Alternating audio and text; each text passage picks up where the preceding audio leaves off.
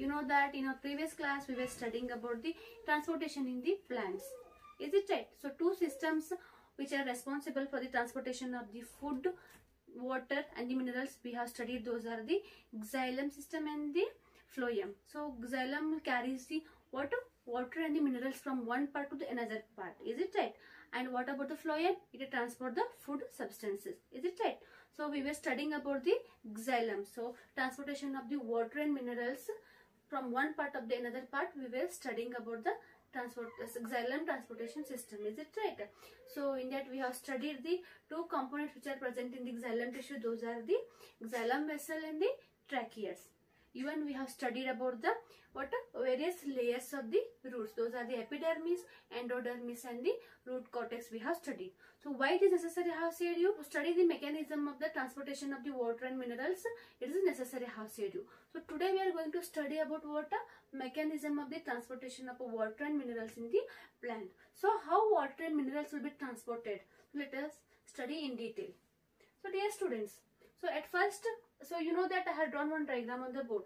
So at first I'll explain the parts of that diagram. See here, you are thinking what it is. So I'll explain. See here. So here, at first we can see here root hair is there. So next we can observe soil particles. So here film of the water is there. So next we can observe here epidermis and the root cortex, endodermis. About this I have explained in our previous class. Is it right? So we can observe there is a xylem, root xylem is there. So next it is connected to the stem xylem, and through the stem xylem, so there is a leaf xylem, and through the leaf xylem, so leaves are there. Is it right? So I have written here the stomata, I have written transpiration, I have written. Is it right? So these are various parts. So which will take part in the process of the mechanism of the transportation of the water and the minerals. Let us study in detail. So I have written a chart here. So for that what I have written here, root hair to the epidermis, and through the root cortex to the endodermis, next to the root xylem, to the stem xylem, leaf xylem and to the leaf. Is it right? So by this you can understand the mechanism, I hope. Let us study in detail. See here dear students. So root hair will be present. So root will be attached by the root hairs. You have observed the root hairs. Is it right? So that root hair will be interconnected to the soil particles present in the soil.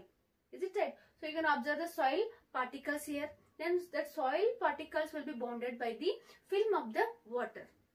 Is it right? Then what happens? Root hair will absorb the water by the process of the diffusion. I hope you know the process of the diffusion. It is the spontaneous movement of the molecules from the higher concentration region to the lower concentration region. Is it? So what happens here? By the process of the diffusion, water enters to the root hair. And root hair will be containing, next it will be continued with the epidermis. It is the outermost layer of the root. So what happens? Absorbed water will pass from the epidermis to the next part.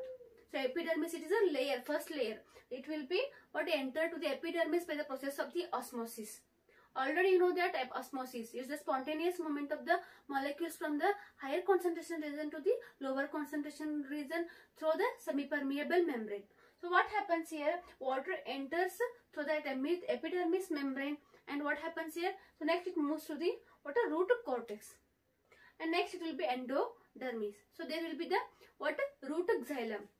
So root xylem will be connected to the stem xylem. It is a stem part of the plant. Understanding? So this is a stem xylem. So now water is moving from the root hair to the root xylem, and the root xylem is connected to the stem xylem, and water is moving to towards the leaf now. Is it right? So then that stem xylem will be connected to the, I already have said you, stem xylem will be branched. So now we can observe here branches. So in the branches, what you can see is called the leaf xylem. So water is moving towards now leaf. Is it? So now we can observe the root xylem here. Then root xylem to the each and every leaf. So how it will transfer from the root leaf xylem to the leaf? So they will be containing the stalks. Already have seen the stalk of the leaf. Is it right? So through that stalk they enters to the leaf. You know the structure of the leaf. There are the tiny pores called as the stomatas. Is it right? And stomatas are responsible for exchange of the gases and also for the transpiration. Is it right? So I have written here the stomata, and stomata will be they perform the process of the transpiration. Is it right? So water will be used for the process of the photosynthesis, and excess of the water will be removed, or they will be evaporated out by the water process of the transpiration. Understanding? So this is about the water mechanism of the water absorption of the mechanism of the transportation of the water and the minerals. The same way minerals will also be reached to the water to the leaf. So you know that in the leaf only food will be prepared. So what is the use of the minerals? So you know that water helps in the process of the photosynthesis. And what about the minerals? Minerals helps to prepare the proteins and amino acids, you know that. So prepare the amino acids and proteins who will helps, minerals will be helps. So which are the minerals? I know that you know that it may be phosphate, it may be nitrate. So they will be transported by this method only. So understanding, I hope you are understood the mechanism.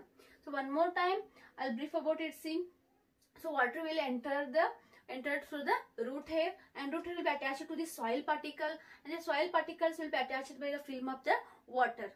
And through that film of water, water will be absorbed by the root hair by the process of the diffusion. Next, they will transfer from the next cells. So by the process of the osmosis, they transfer from the epidermis to the root cortex to the endodermis. There will be the root xylem. So the root xylem, it will be connected to the stem xylem. So now water enters to the stem xylem, stem to the leaf xylem, and leaf xylem will be containing a various branches called as the stalks, and through the stalks it will reaches to the leaf.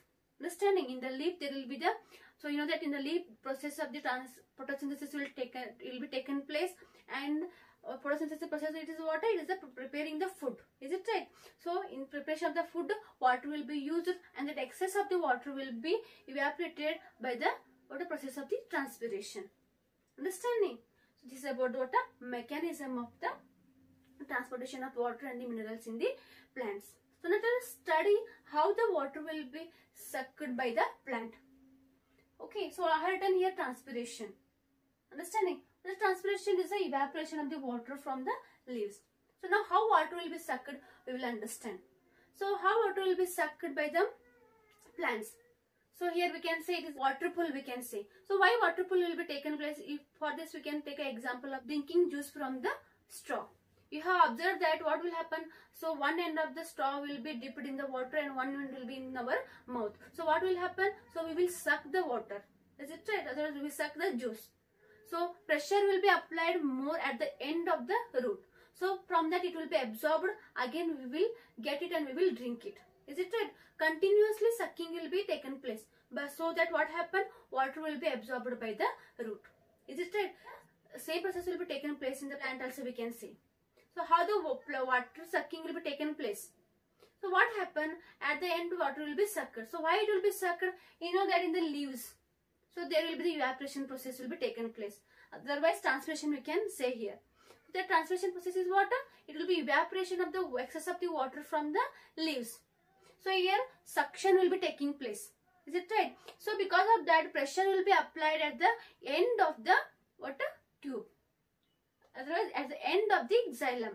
So here pressure will be at a high amount. Because of that water will be sucked with the high pressure, and what happened? So always there will be, so it helps to maintain the water for all the times.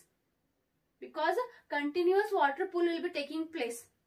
So it helps to maintain the water in the leaves. Understanding? So transpiration process will take place in the place of water, leaves.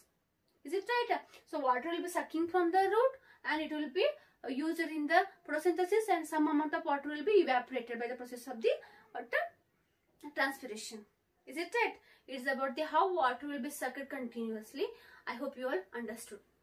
Dear students, in today's class we have studied about the mechanism of the transport of the water and minerals, and also we have studied about the how the plants will suck the water. Is it right? It's by the process of the transpiration.